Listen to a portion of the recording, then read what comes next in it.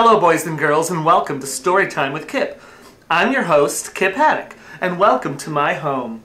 I'm so glad you could join me. Our story today is a really great story. I think it's one you'll love.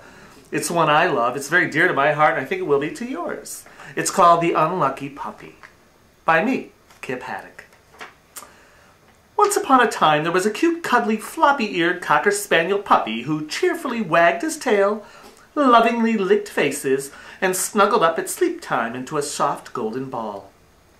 Yet, despite his best efforts, he was woefully unlucky. One puffy cloud day, the unlucky puppy was frolicking joyfully in the front yard as he chased his favorite red squeaky toy to and fro amongst the tall green grass. He would stare the squeaky toy down and then pounce. He would knock it high in the air with his paw and then come to an end-over-end halt with the toy under his chin.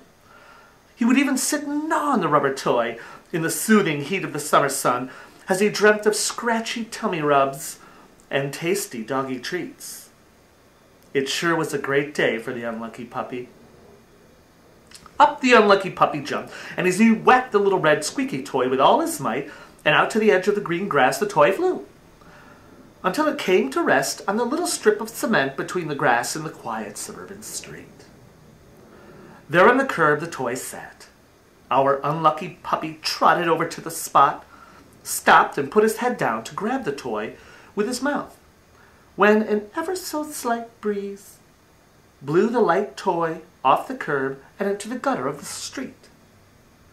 With that he cocked his little head to the side, inched closer, stretched his neck down, clutched the toy in his mouth, when the roar of a giant rushing street-sweeping machine turned the corner and the gigantic rotating brushes caught up the unlucky puppy's adorable little head and violently shredded his face into a swirling mix of bright red blood, bone, and gold fur, at the same time sucking the rest of his tiny little body into the mechanical whirl of death, shooting a tiny paw out into the grass and a bloody tuft of gold fur out into the exhaust, while the rest of his cuddly little minced organs, flesh and fur, flew scattershot into the collection pan beneath the street-sweeping behemoth as it roared onward down the street.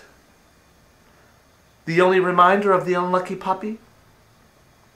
A pretty Pollock-like pattern of red gold along the side of the street sweeper that glistened in the sun,